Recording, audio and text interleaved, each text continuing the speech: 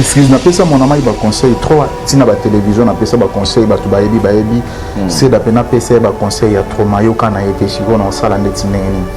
mukili bazo mona que non ye azalaki travailleur iska to zalaki fabricant azalaki patron le lo soko sala boye mukili ba comprendre directement que non azozongi selande Fabrice ingratitude qui ingratitude o le lo ba tutu ba sala bon ba carrière na bango kenda mabe voilà quoi so tali même abandaki normal abandaki na ba PV ya bien mais le lobo PV c'est un peu parce que musique eza base musique eza faut beta musique ça la succès na mukili batu ba bina ba yoka le lobo bana mai bele ba mo vivre na ba base netier trop base musique ngo ampleur makasi ça souti peut-être ça par rapport na batu ba linga ki yo pona fabrigas misusu perdre bango pona kofinga wana donc voilà quoi tozanga ka lipa tant kendaka kuna tozwa ki lipa donc jamais to robora libanga na ndako e bomba ki biso na temps ya moi to na temps ya mvula donc ça vraiment quoi les amabé en tout cas conseil na on a répété les sous aya ba non Fabrice ça toujours père à salaki que non biso nyo to za la auto za lelo donc ata la té même ba guerre ya butu ya moi ba nini ya moni na musique il faut avoir un état d'esprit ton Hervé ba biso tona ba l'état d'esprit mais tona ba grand esprit na kati na ba biso oyo parce que ça na mamususu o ba guerre musunga na bunda na ba butu na moi peut-être il y a okokamote mais ti lelo nazaka toujours seda yo yebi ton père venga na ba carrière yo yebi tara venanga na no chaka kufa mukili baloba seda mutali bien na ye mais lelo nazaka toujours seda et ça na batu ba sala marambona pour peut-être ba nuire l'image ya seda kapu mais nzamba za témoin nzamba yebi vraiment yona reconnaissance titre ebimi na imbi lo mobo na leli no shaka ya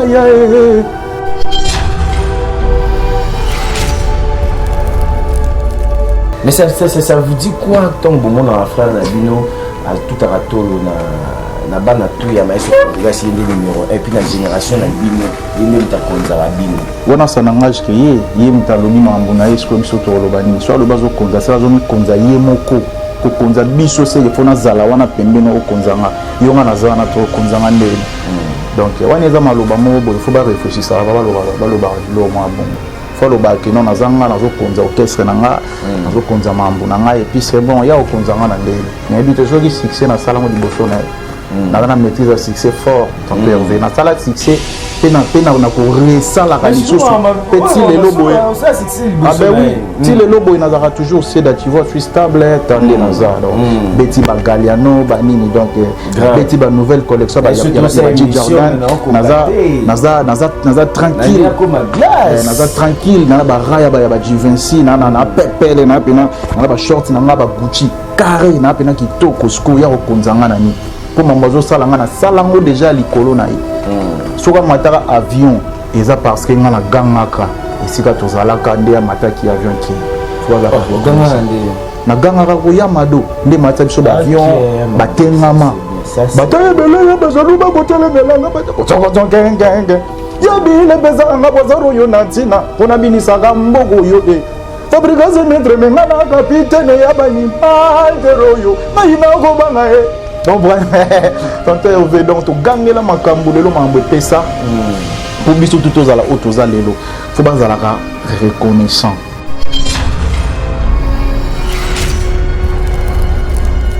donc époque oyo yonde biso to kuti makambo nde to monyango malgré to revivaka bango ensemble de ton bazala ka tozaki na mpe na bana mikie mais nde to revivre bango lelo boye eza pena belle époque pour nanga quoi pour nanga etrali histoire etrali pena histoire un jour na bando betela même bana nanga o ba ozala ba koko na bango donc o bazala koko na bango donc eza vraiment initiative moko esalenga mama na plaisir ba blora bongo fozala ka moni wengeza eza idéologie ba biso tout toza ba koko ya wenge pour nga vana beta pas Fabrice na beta déjà pas Dolph na bora déjà ba disque pas Dolph ba ni ba chez Bishop et tout ba biso toza lokola bana ya wenge bano bango ba boti donc tant moni que na ba papa ba se souder na bolingo mo pourquoi pas biso bana donc mambo o salami pona wenge pona nga il faut epesa biso d'éducation il faut epesa biso ba artiste o toza le lobo to sa ba carrière éducation mo boya ko longola ba mabe ya ko longola ba inamité ma to za la soude pour musique na feke de liboso quoi et on doit ba pona ndeko na ngai wana fa mon exemple wana voilà quoi eza bongo donc eza pena belle époque pour na ngai ça c'est une belle époque mais sinon apparemment normalement on peut dire que c'est la polémique les autres toujours les yeux qui l'internet les yeux qui est bien entre nous qui n'avons pas JB qui il fallait pour pas être le king bazo jugé que JB qui le bas qui n'a fallu pour pas éviter s'il y a le coup tout ça parce qu'il fallait qu'il avait fait une émission le bas qui est pas pour mettre à stade celui qui a renversé en gros donc na ndenge mo boye na niveau ya zo moni là et à retourner mot plus que pour tout pétant mususu ba vie à onde mais créer ba polémique mo be scène de guerre entre JB na fallu pour pas étant que Koko ya Wenge et puis petit ya Fali ya Aigle au polo banisi na fawana. Changement de fréquence, changement d'adresse chez Djonga. Bolela kitro oh esika ya bino moko ezali te boyeba ke Djonga azuli bino solution. Azu esika ya ye moko akofandisa idéologie esika oyo bakongole tout bakobanda koya kokutana na ndenge ya defuate. Chez Djonga de chez Djonga de awa bokokuta biloko nyonso bolingaka ya kotumba lokola ntaba ya kitoko pe elengi soso ya kotumba ngulu ya kotumba poaso ya kotumba esengeli koyeba ke chez Djonga de bafongolaka kobanda mokolo ya mardi ti dimanche awa nde sika ambiance ezali kolala adresse eza kaka se moko chez Djonga de weekend boza deja ya kosepela po awa ambiance elalaka awa na ndenge ya defwa te chaque vendredi bobanda kozwa Suzuki Luzubu 4x4 yende muta kosepelisa bino na ndenge ya kosakana te oza kulia oza komela oza kopina pe chaque samedi ekobanda kozala nde CNN Alligator na ba artiste mosusu bakobanda kosepelisa bino na makinu ya defwa te na bakunga ya kosakana te et puis chaque dimanche sombele suka ya bisanga nde bokozwa les grands chanteurs Emile alias de Mingongo yende muta konde ko palola awa boko sentir betou e ba ou différence yena tala mone namira ya nani chez Djonga de Malolo. Oui frère, Babi Djonga. La Congolia. Futur. Hein? Nous te reçons la 50 boîtes. La Katakin, c'est Djonga. soki olingi osala bareservation obengi na banimero oyo mpe bakoservir yo joli kitoko chez Djonga de yango nde moboko ya ambiance na kati ya Paris c'est naturel soin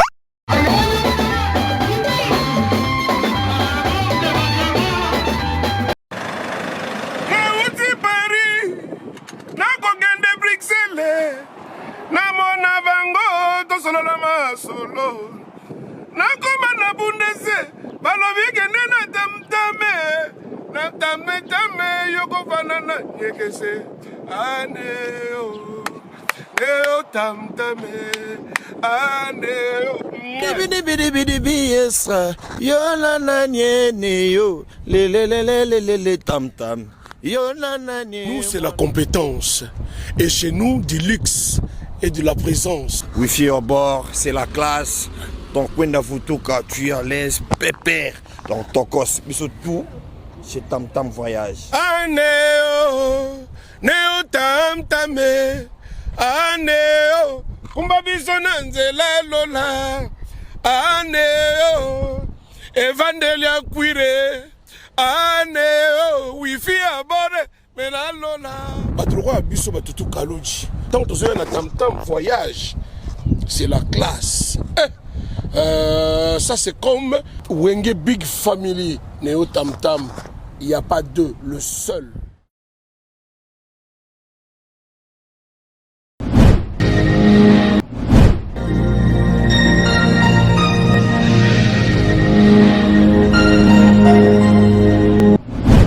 Check, c'est Dicap la merveille et PIB de oro. Banamboka to soutenir fondation Avina Biso et ma meilleure fondation du Sal ici. Azo assuré obsèque, azo assuré habitation en Europe. Pas dit la cause, ça on a assuré. Même l'assurance habitation. L'assurance qui assure le diaspora africaine. Et ma meilleure, Kala, Yoyeli Soussou, non, les Sal ici assurance. yo oyolingi osassuré yaka assurance auto ezali assurance rapatriement ezali mutuelle de santé ezali assurance auto ezali na misusu oyo koluka nyonso ezali na lisalisi assurance ndeko na yo vu traitement ndeko na yo bakundi ye na bolamu nyonso to vraiment te soutenir c'est une bonne idée ozomona na kati ya fondation lisalisi epai ya emameya mpona bavérité lokuta eza te banda ebanda fidélité jour na jana na rtr le papa de Gims c'est l'assureur qui assure emameya aye lisusu fondation lisalisi e na bato bazoloba ke kongo fo ezala bien eza na bato bazosala mpe ke kongo ezala bien voilà vie nationale emameya l'assureur qui assure la diaspora africaine handicap la merveille to soutenir fondation lisalisi ya vie na biso emameya automobile na permis français permis étranger nyonso yanga nango okozwa papier assurance fondation lisalisi mpona bana ya kongo emameya fondation lisalisi solution epana soki epana ete wapi ciao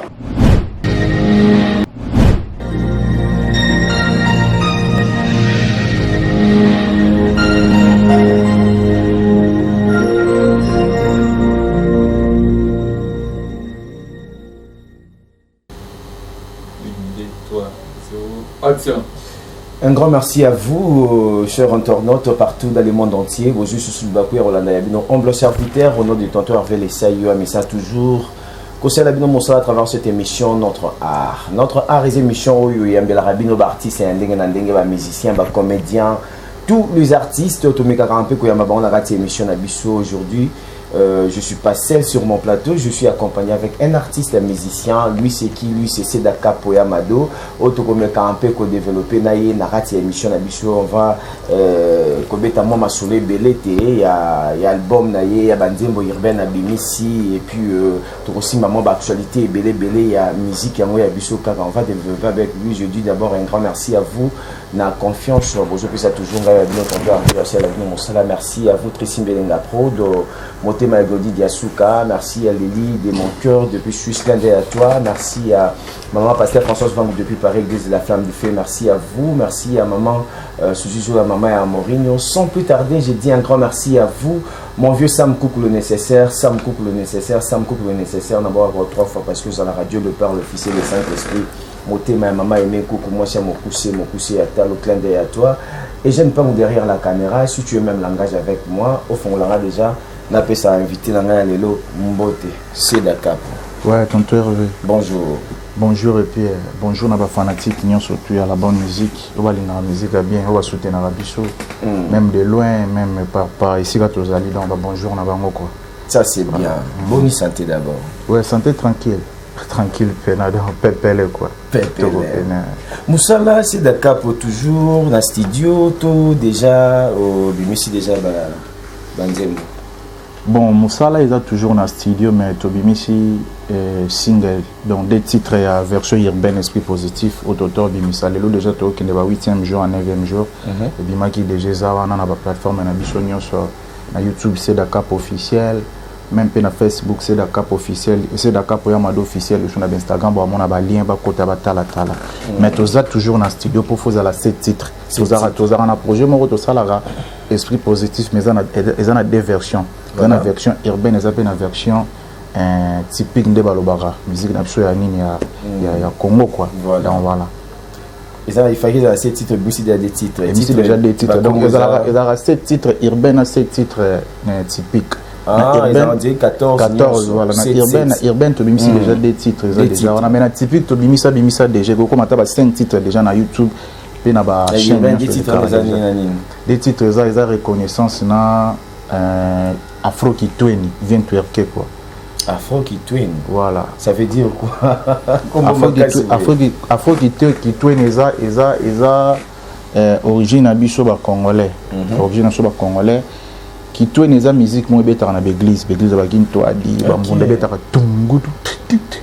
tum toujours on mélange on a urbaine musique à libanda tout ça ici et puis c'est grosse caisse mélange on bien en afro qui twin donc afro ils ont déjà musique à libanda qui twin ils ont bicho et on bien en afro qui twin quoi donc ils ont afro mo trompe ça c'est bien ils ont déjà disponible dans la chaîne YouTube c'est Dakapo ils ont déjà disponible dans la chaîne YouTube et puis dans la chaîne soit Congo déjà bazozi ba les ils ont déjà diffusé dans la chaîne ils ont diffusé dans quelques chaînes mais ceux qui par exemple baza vraiment la besoin bango mo ba tala ngo ba télécharger on va kota kana na chaîne YouTube abeti c'est Dakapo YouTube abeti c'est Dakapo officiel ba au monde on a même na Facebook ba lien pesali na Instagram et tout ba au monde on a ça c'est bien mais j'aimerais bien tant que loko batu bazo mona ngo ba me camper ko zo pe moi elengi nango non batalité ba yo kana elengi on émission moi extrait à des titres yango na ya ba chanson urbaine wana bon reconnaissance eza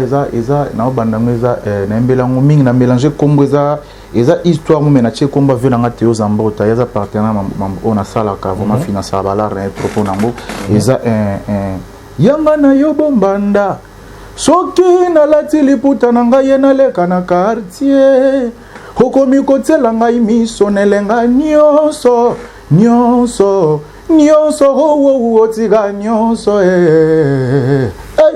Zambota tozowela aza mpe na mwasi ne na ndeko emeni yango yo na ngai tikanga na vanda mama elenga nyonso tika nyonso nasote na libulu nasote donc voilà quoi ça, et puis eza pena bilongo bato basepeli nango déjà parce que eza style mon nom na ya nango te mais apparemment eza animation na loyembo po eza vraiment animation penza on te ébc daté mais on dirait ça on dirait yem on dirait boaka mélange dans on peut dire ça eza mélange animation na loyembo na bien eza parce que si on est afro mbunda mais titre eza reconnaissance donc eza pena animation na loyembo donc na zoya na pinch mais na zo vendre na douceur donc eza pena lo mo eza ba style mo c'est la première fois na côte na ba style na batu déjà bazo sepela na ngo zo sala na pena plaisir mais na mato ils ça déjà bien ils ont ça ba instrument oyo kango déjà na mato ibwe ça montre qu'ils a vraiment un moment ils a kitoko et ça la radio musa kitoko merci c'est d'accord depuis Obima depuis j'avais pas maestro Fabriga c'est une carrière sur le moko et laissez-moi vous dire dans le barana on déjà ça va dire magitoko il continue toujours bien ça va tout mais qu'est-ce qui manque c'est Dakapo à ça la promotion moko et au ça là qui va dire mon aïe comme vraiment la mato ya bakina apparemment on dirait ça moins limité et pour ça n'a vraiment été ça manque il y a ba producteur tout manque il y a stratégie ou quoi et ça rester Dakapo banze magitoko wane pour ça naï. Bon, ils manque d'abord il y a des producteurs. Manque de producteurs et puis manque il y a des moyens. Oh, je sais que non, il y a comme la montagne aux Zalawa, na Bimise lo comme tazana Dallas, comme tazana Washington, tazana ouais, comme il est facile. Mais il manque il y a des producteurs et puis manque il y a des moyens. Biso tout ça la promotion a des moyens auto kokaranango quoi. Donc mon musique à Congo les lobbies sur la jeune et les faire souffrir biso ezara wana. Ba producteur bazate, ba label ezate. Donc ma maison de production est à danger tout ça n'en vraiment donc toujours bunda na ba propre effort donc so mon artiste le rôle nga depuis na banda carrière ti le non pexé nazam ta féliciter pour miso ba koka mambana te miso ko banda ba bandi ne bi mona ka lobi banini pas azongi so na bosoto mais biso ce que toza pena esprit nous positif toujours pexé ti lelo tu es bien que non et ça la toujours mais lobé aussi mbanango quoi donc voilà ça c'est bien ben sinon le producteur on a ba producteur on dirait ba za na mi supender au monde lo mala monter sais-tu pas déjà reconnu biso tout yebi à ça déjà combo quelque part et puis je continue aussi à combo na su ba tout va soutenir ba musicien ba tout vous avez besoin de main forte na bino vous êtes où ya soutenir talent ya malamu ou vraiment na musala kitoko azo c'est la biso vraiment sinon deuxième titre wana eza c'est deuxième titre eza afro qui twini donc un mélange ya mbundaki twadina donc on mélange des billes des venez sur billes le barage non tsengu kudi bende pine ya train donc pina train eza solide donc eza que non to solider ba des styles taras ko mbundaki twadi voilà donc eza lokola banzemo emba na bakin twadi eza losa mukedi On prend ton mélangeance qu'on a musique na biso. De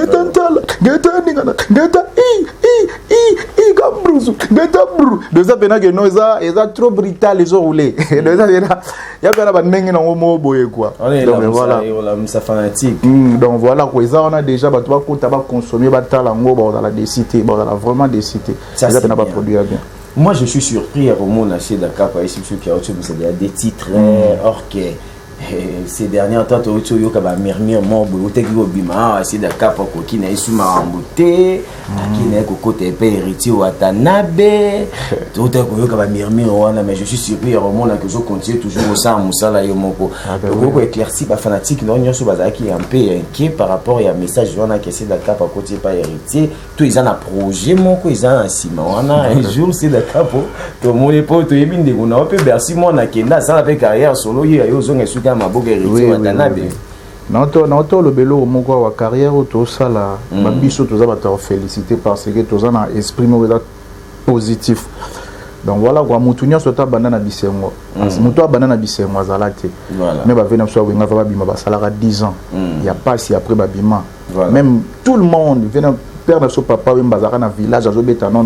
le collé ti ayaki na bunda bima donc to bandara na pas si pe to se retrouver toujours na sengo ouais bi que non mutu mi ba que non za na art na nzoto za artiste za na vision ami pesara na logo o azo sala. Donc alingaraté ko trahir un moto au sala mo loro mo boy pas ko beta pas vena biso héritier Watanabe boss live goga na pesa mbote beleska zali aza vie mo kaza malamu aza bien solara malamu donc so komelia répondaka aza trop simple malgré d'espoir exploiter ça sala donc aza trop simple donc ko beta pas na yeza pe mabete eza pe bien. Ils appellent bien. Yo mo kantem to yo on appelle na za déranger ti le na téléphone déranger au saranate so côté même na ba commentaire ba biloko o noto bimisa ba tozo komara toujours biloko na kende place boye kota ba wata sala boy ils appellent ma bête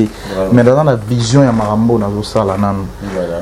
la team est un grand mouvement mobo est un mouvement pambate ils appellent un grand mouvement quoi. Donc vena biso wata vena nga wata za vie na ngai so na robeta na la team na okenda na la team na koti la team na beti na la team donc voilà quoi so na zo sala marambo parce que na zape na vision marambo pe fona sala nyoso ezaka musique à Congo bato balinga ko soutenir musique nde ba soutenir vena biso wata ba ko soutenir pe ngai toza toujours bana mboka biso tout ça la fierté ya musique na biso ya Congo quoi mais donc naza na vision na mambo on nazo sala na vision mambo nazo sala bato bakota ba télécharger bilo na bimisa ki ba vraiment décidé quoi mongongo ebinisa bango ba yamado ba tengama ba nini nyon surtout yango naza na mawa donc voilà quoi le mois de nyon so nyon so toza na to goyo kango des fois tengama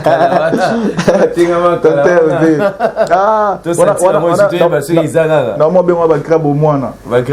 donc nazara mwana mukie mais bon moi préparer la biso ki mukolo mado i madole madole la kana yo legi menga o gwa no bambu mate po vimba rugwayo koma kolanda go vimba mama ya mado nyo so ya yo donc voilà quoi en tout cas deux fois est-ce que tu es aussi fier il y a Nzamba Pesayo parce que il y a d'autres choses à tant azaki pas motu azaki bosser dire a comme pas na mo ka baisser moi makambo mon vraiment que moi change mes côtes mais quand tu as eu tout senti vraiment que moi voilà auto banda yoka apparemment on dirait que tu colipé les sous on dirait balisa mes sous est-ce que tu es fier de toi? Ouais, je suis fier de moi. Il y a mon nazara toujours focalisé dans mon sala naza mobali. Vena héritier wata goga 007 bambo tebele donc si gazali yena lingage trop son temps vraiment we sala bien. Conseil apesa na lande mission mo bazo pesa alobe loko mo boye moi mobali soit retombé soit ceux qui a tombé 1000 fois. Donc se faire retomber les sous 1000 fois. Ça loka tele million fois quoi. Donc voilà, toujours mibali soit bossa toujours na vision. Il y a où ils a liboso kuna mobala linga vision na sukate quoi donc voilà quoi donc mais dès la population izoloba ba fanatique bazoloba marambu ya la team oyo ceux qui par exemple c'est d'accord pour Vandi aujourd'hui appelle il y avait dans héritier Watanabe Ebisio en tout cas c'est de ma part aussi je suis un peu dérangé la fanatique ponayo ba vous voulez déjà que côté la team a benga isinga c'est n'a besoin au côté la team de bosser ensemble na yo réponse nous ezani on peut revenir toi le bas que non la team est un mouvement est un grand mouvement est un mouvement à l'aventure té est un grand mouvement donc na linga déjà vu na wata trop ceux qui ne s'appellent à bon côté il y a problème té il y a problème té parce que nazar des jours mon akenda ota la répétition na bango en tout cas et ça là na kenda pena batu baye barate en tout cas c'est camouflage pena tellement moulile za la ba limana au groupe te courir za la teti na koti na batu na to vandi to camoufler mais goga santa a santara no bebisa que no c'est dans na kati quoi a mo bo nga pc da capo et tout na tipendenge bani to umela ka to leki na biso quoi donc ça que non la team eza ndaku eza parler na biso toza ba congolais eza mouvement na biso soki lelo bo esengi ke non na beta na la team eza la problème te na beta na nga mais vision eza na mambo na zo sala nanu donc voilà vision eza mambo na zo sala nanu bato ba soutenir ngande ba soutenir pe wata ve na ngai de ba soutenir pe artiste senior surtout ni ba soutenir ba Robino de ba soutenir ba 10 matchs acoustique ba Materazi nde ba soutenir ba tenir surtout ba Patrick Bekamba soutenir PC Dakar pour ça la bien ba Ibrator Piana donc voilà quoi voilà de ba soutenir payer donc voilà va soutenir autant d'ida combo d'ailleurs autant ngo sous ton père mais sinon des bonnes relations là ba collègue na bien ce bolongwa na village vraiment tous en nation na bonne relation tous sur l'arabien na ba Gisclar et puis misu suye bira rabani donc mais ça vous dit quoi tant bon mon frère na bino à tout à ratolo na bana tout ya maïs déjà c'est le numéro et puis la génération na bino yende mutakonza ba bino wana sanangage ke ye mutalobi mambuna esko biso to lobani soit le bazo konza ça zo mi konza ye moko ko konza biso c'est que fona zala wana pembeno ko konzanga yonga na zana to konzanga ndeni donc wana eza maloba mobo il faut ba réfléchir ça ba loba bilo mo bongo faut le bac non nazanga nazo konza orchestre nanga nazo konza mambo nanga et puis c'est bon ya okonzanga na ndeni mais bito soki succès na sala mo liboso na na maîtrise à succès fort ton père na sala succès pena na ko resala ka lisusu petit les lobo ça succès ah ben oui ti les lobo nazara toujours c'est da tu vois suis stable tandis nazara donc Betty ba Galliano ba nini donc Betty ba nouvelle collection ba Jordan naza tranquille naza tranquille na ba raya ba Givenchy na pepele na pena na ba short na ba Gucci carré na pena kitoko sko ya konzanga nani pour mambazo sala nga na salango déjà likolo na yi soka mataka avion eza parce que nga na gangaka esika tozalaka nde ya mataki avion ke faut za gangaka nde na gangaka ko ya mado nde mataki so ba avion batengama bato ebele ya bazalu ba kotele belanga ba ko ngenge ya bile bezanga bozaro yo nantina pona binisaka mboko yo fabricaze metre menga na capitaine ya bani maltero yo na ina ko banga donc Hervé donc to gangela makambo lelo mambo pesa pour biso tout aux ala otoza lelo faut bazala ka reconnaissant avant d'arrêter le bagage non nazo konza bango konzi nani mato na sala ka succès na lo bagage to na ndoko sala succès sira tozaki na yo na tsala lo bateki non na konza yo donc voilà quoi faut mi kiti saranzamba otombola otomi sala la petite nzamba comme ça so ba grand donc voilà sinon ndenge siko ba réaction na yi pa ya ex patron na bino tout mais ce Fabregas ndinga comment traiter pour pesa ba combo ko ba n'importe quoi pour na yi irreconnaissant envers Fabregas ko benga petit tout ça donc nous sur le rapport à Fabregas bino pétant que ba frère na yi obozaki ensemble tant bon mona bon et dérangera bino ou bibo trouver na bino normal ah ton père nga pe nande simambo wana na excuse na pesa mon ama ba conseil trop tina ba télévision na pesa ba conseil ba to ba yebi c'est da pena pesa ba conseil ya trop mayo kana été siko na sala ndeti neni mukili bazo mona ke non ye azalaki travailleur iska to zalaki fabricant azalaki patron lelo soko sala boye mukili ba comprendre directement que non azozongi selande Fabrice ingratitude qui ingratitude oh lelo ba tutu ba sala bon ba carrière na ba kenda mabe Voilà quoi, so tali même à bandagi normal, à bandagi na ban PV ya bien, mais le lobo PV c'est un peu parce que musique eza best, musique eza faut bête musique ça la succès na mukili batu ba bina ba yoka. Le lobo banama ebele ba mo vivre na ba base netier. Trop base musique ngo ampleur makasi ça shoot. Peut-être ça par rapport na batu ba linga ki yo pona fabrikas, mais sous perdre bango pona ko finga wana. Donc voilà quoi, to zanga lipa tant to kendaka ko no to zo ki lipa. Donc jamais to robora libanga na ndako e bomba ki biso na temps ya moi to na temps ya mvula. Donc ça vraiment quoi. En tout cas, conseil on a répété c'est les sous. Aïe bageno Fabrice ça toujours père à salagi qui non bisogno surtout à la haute zalelo. Donc ata la té même ba guerre ya butu ya moi ba nini ya moni la musique il faut avoir un état d'esprit ton Hervé. Ba biso tona ba l'état d'esprit mais on a ba grand esprit na kati na ba biso oyo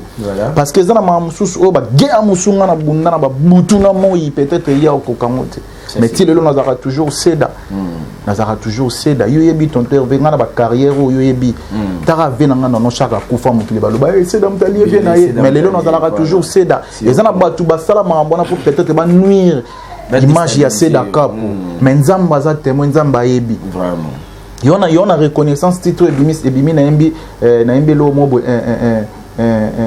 na leli no shaka ya on paiement na kimia o ya nzambe nde témoin ya donc voilà quoi nzambe nde témoin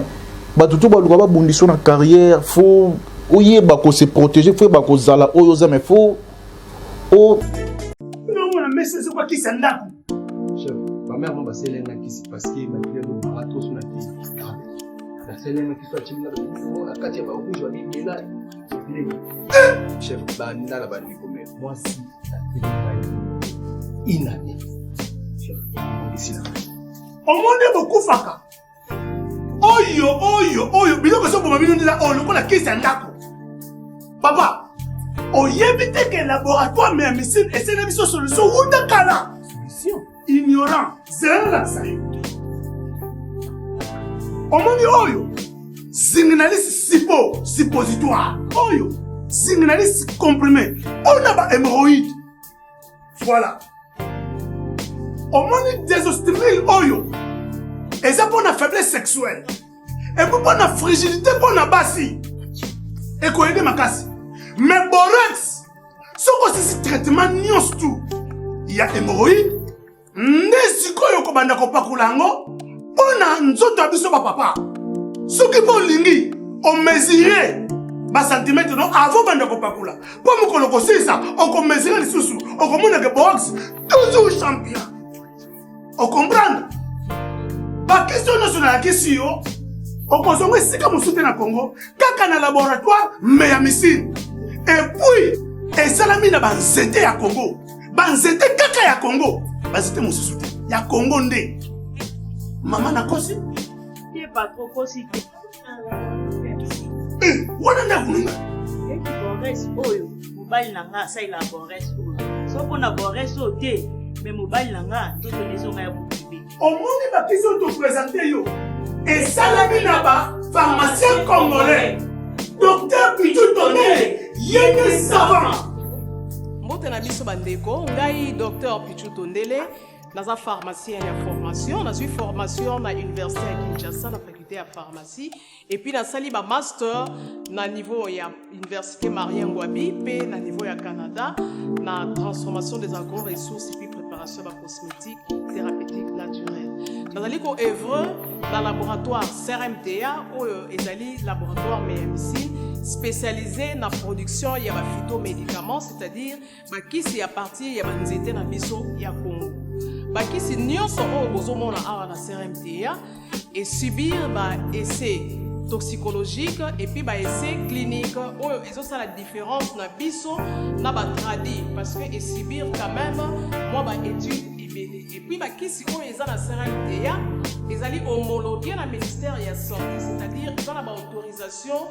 d'ouverture et d'abord autorisation il y a mis sur le marché le niveau il y a mboka et puis les bandes il y a mboka qui si on doit produire la CRMTA et puis on peut n'importe quel médecin partout à travers le monde. Voilà la différence où ils ont ça la entre biso na ba tradi thérapeute ou ba naturo thérapeute. Et où y a Bisso? Dans quelle pharmacie?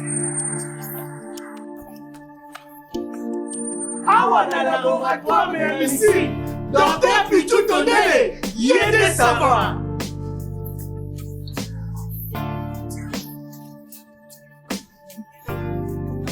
Épicerie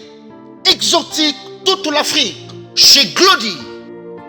vous offre l'alimentation bio en provenance de Kinshasa, la République démocratique du Congo. Papa zana posa kolia bio, papa zana posa kolia biloko euti mboka, kolia mungusu, nyama ya zamba et autres. Contactez Glody au numéro 15, cours de Rifi, 65 000 Tarbes. Pour la première fois sur Haute-Pyrénées, Banaya Toulouse, Banaya Allemagne, Banaya Belgique,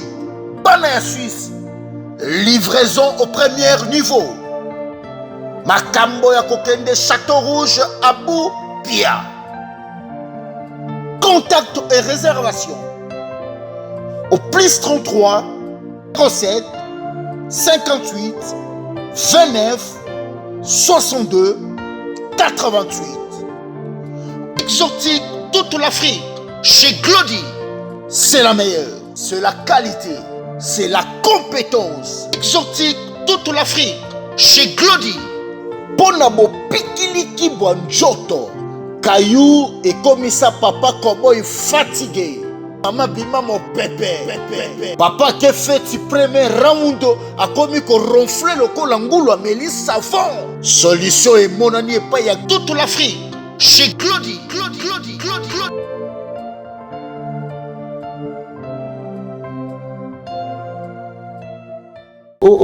Ozala toujours kozong c'est la vraiment mabete quoi ndenge tout le monde en dit bible loba na bazong ça mabe na mabete tant ba bundiso c'est cause étoile c'est oza mutu mo boza oza na mapapo oza li oza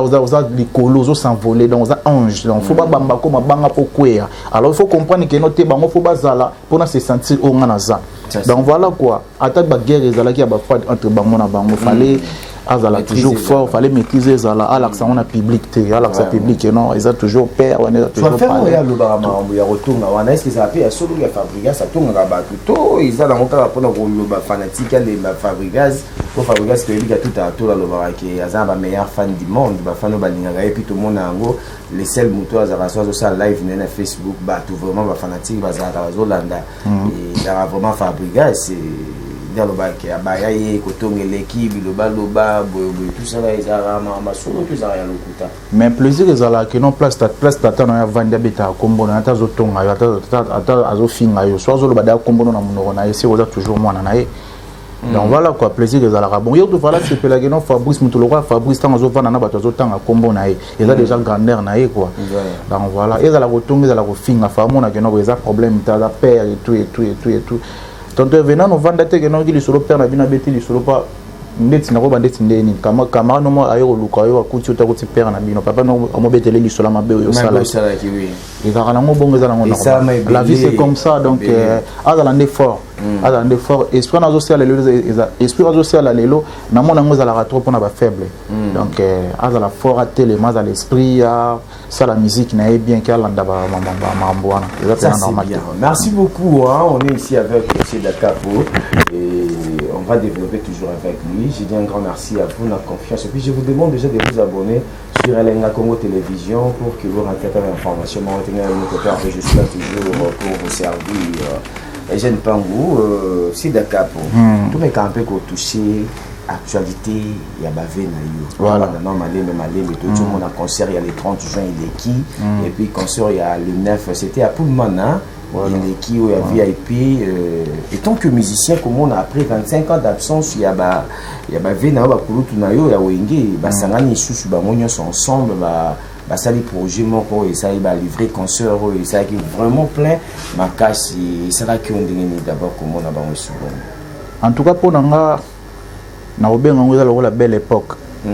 donc époque oyo yonde biso to kuti marambo nde to moni yango malgré to revivaka bango ensemble te ton bazalaka tozalaki nano pena bana mikie mais nde to revivre bango lelo boye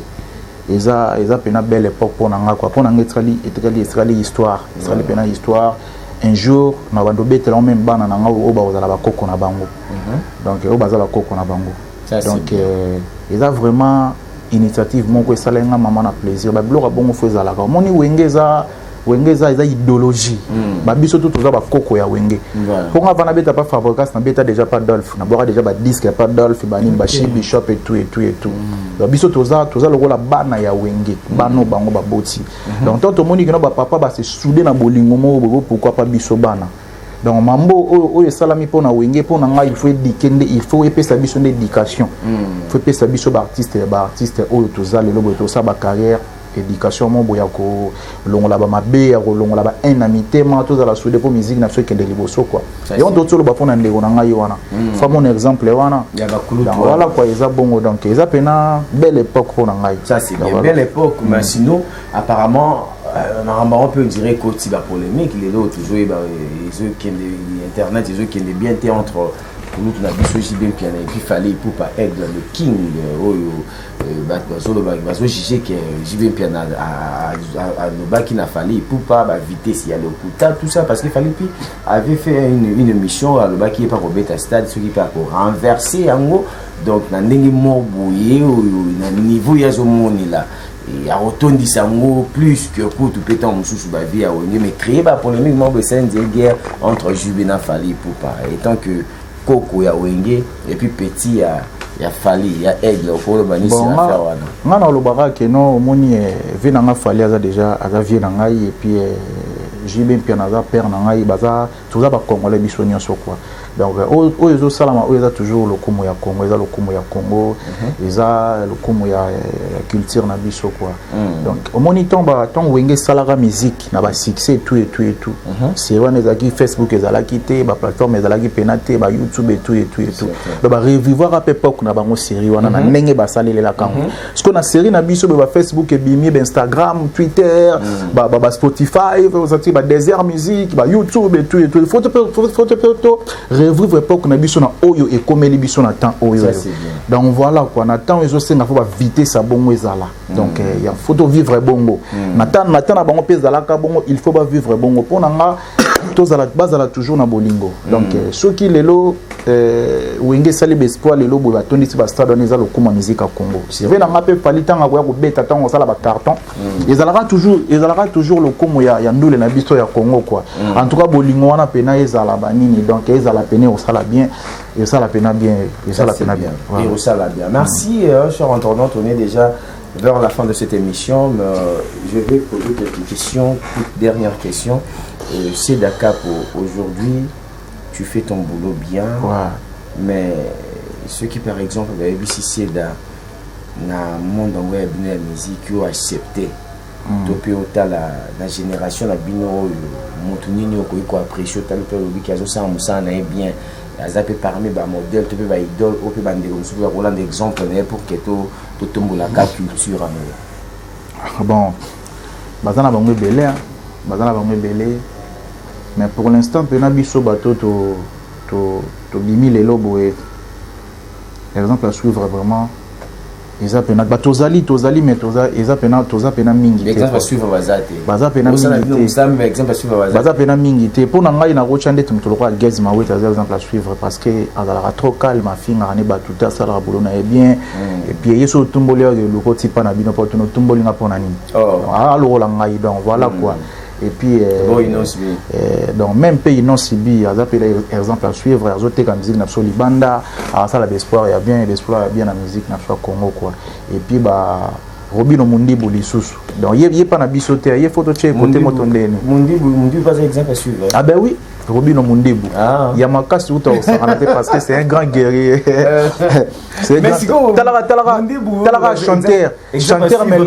lelo vraiment boire à cri et puis à kanga pe mokili vraiment boire à cri kanga mokili c'est azana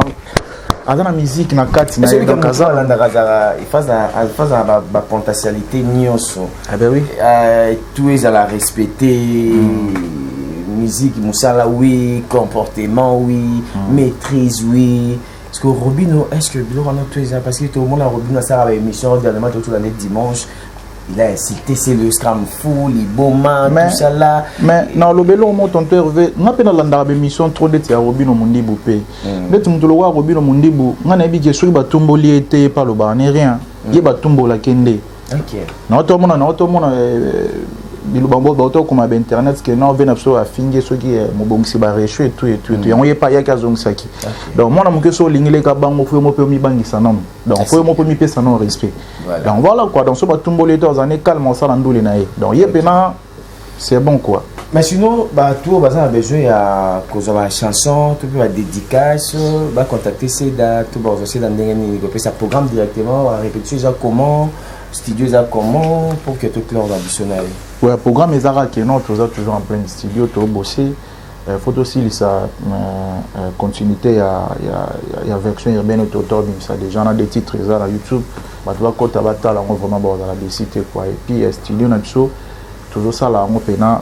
pour calme donc base na bango précédé toujours pena calme et puis mambuto za na mon pepele numéro so ba komile Armi Falai faut to pesa numéro n'habite ceux qui dans un open na mutu manager Armi Falai et puis ceux qui fait ba continuer na page Facebook na ngai ba betka Seda Cap officiel so ba komi à répondre ne bango et puis so ba continuer Instagram ba bilo retour na ba nini ba okuta ye ba sola na ba règlement mutu pepele en tout cas tous apena tonteur de toujours bosser ba soutenir biso ba vraiment des cités musique ezali donc ba style ezali vision ezali donc voilà quoi voilà. Ça c'est bien voilà le numéro de manager de Seda Cap Amado si tu veux contacter l'artiste bengi na numéro oyo plus 243 81 33 64 734 je recommence plus 243 81 33 64 734 là si tu appelles au bon manager il y a Seda Cap bosso là on a besoin de banga on a besoin de yembela yo on a besoin de on tient main forte pour soutenir artiste pour contacter ka numéro wana sinon Seda Cap va remerciement au plus c'est pas en tout cas merci beaucoup pana yo mon retenteur Hervé donc na sepeli fort kala trop pour mon no ça un grand plaisir et puis merci na cameraman na Tsoya Boga jeune pam cameraman ya Choco Frappon donc des fois tu là et puis maître Christian Baye bah merci Belé Aristote Young Wenbolst bah merci Belé puis Baby Kero Mokonza Houston na Kata State donc mutambongo azalaka moko côté wana Baby Kero Belé et puis Henri Modogo HM les boss quoi donc bah merci Belé et puis na bosanité Trésor Luindo la ndenga bangola Trésor Luindo la les boss Bambote Belé Ben Willy les Gabonais en tout cas vraiment Bambote Belé et puis Jean-Cy Mata les managers et puis Webstar et puis Chris et Kevin donc Bastar na Hollande Bambote Belé quoi na bosanité mutunangai Orly Babel na bangola na nenga Turquie tozana Joël Gouffle Bilambe Belé na bosanité mutunanga Serge KBG Jean-Cy Tadi donc binonyo surtout garçon Benzoula garçon swag Bambote Belé Skabozali Seda Cap toujours na bino quoi donc elle a la thème Mamboza toujours pepele posé des fois à Osaramati ça c'est bien voilà. Merci beaucoup moi je vais dire seulement bon rappeler votre nom mon nom et ça bien merci à vous chers internautes on est à la fin de cette émission moi je vous dis un grand merci la confiance aujourd'hui c'est toujours on regarde notre tonton Hervé c'est la vie mon sala et puis je vous demande déjà de vous abonner en cascade sur cette chaîne la Congo Télévision pour que vous ratez l'information je suis là toujours merci à toi Tracy Melenga Pro du Motema Glody Diasuka merci à Lily de moi depuis Suisse Lily de mon cœur clin d'œil à toi depuis Suisse merci à moi pasteur Françoise Vangou depuis Paris Église de la Flamme du Fait sans oublier mon vieux Sam en couple le nécessaire Sam couple le nécessaire d'abord encore 3 fois parce que j'ai Dieu le Père le Fils et le Saint-Esprit ma maman et même couple moi ça m'a poussé à Talo Sam couple le nécessaire Seda Cap Sam couple le nécessaire j'insiste des fois de la lobby Sam couple le nécessaire et là la Seda Cap Sam couple le nécessaire et là la ton cœur veut laisser déjà lobby quoi donc Seda Cap yes la quand tout dans ton cœur tout ça danger Sam Koukou le nécessaire. Voilà, et ça l'a bien pena boya kaka tous ensemble pour l'instant toujours répéter dans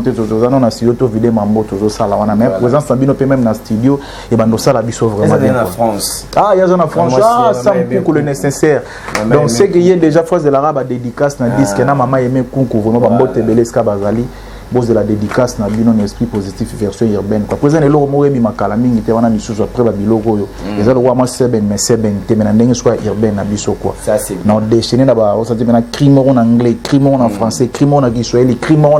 donc boire na ba minoronio sur quoi tout ça deux fois voilà non yo on l'a bien j'aimerais bien Nabina Pekala, c'est la bin ça.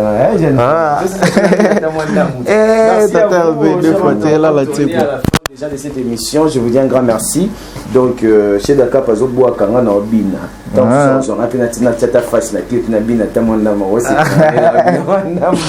Deux fois, donc, je dis à Suriname, je migolo, toujours boire un simple. Parce que afro-urbain, ils en na frombonda bakota na mikolo to boire na ba simple quoi to boire que c'est de po bilengi na bilenge de l'époque